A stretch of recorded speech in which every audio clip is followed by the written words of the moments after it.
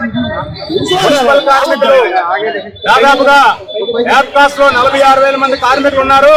అలాగే అన్ని సెక్షన్స్ కలిపి దాదాపుగా 1,07,000 మంది యాప్కాస్ లో గత 4-5 సంవత్సరాల నుంచి వేతనాలు పొందుతున్నారు. ఈ రోజు మన 6వ తేదీన రాష్ట్ర మంత్రివర్గం యాప్కాస్ రద్దు చేస్తున్నట్టు ప్రకటన చేయడం చాలా దుర్మార్గం.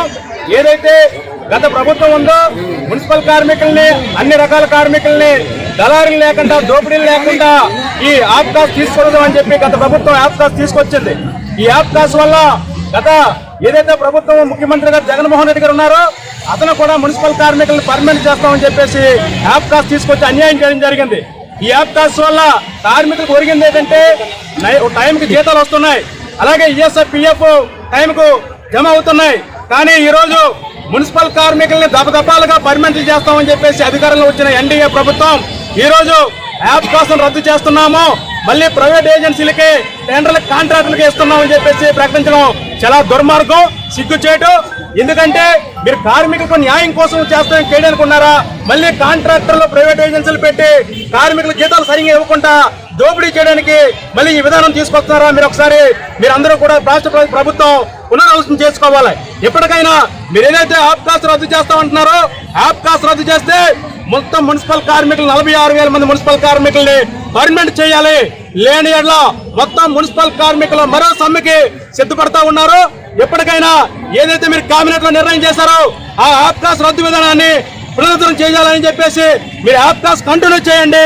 ఎందుకంటే దోపిడీ లేకుండా, దళారులు లేకుండా కార్మికులకి జీతాలు పొందుతున్నారు. కొన్ని ఇబ్బందులు ఉన్నాయి, ఆ ఇబ్బందులన్నీ కూడా జీవోలు ఇవ్వాలి.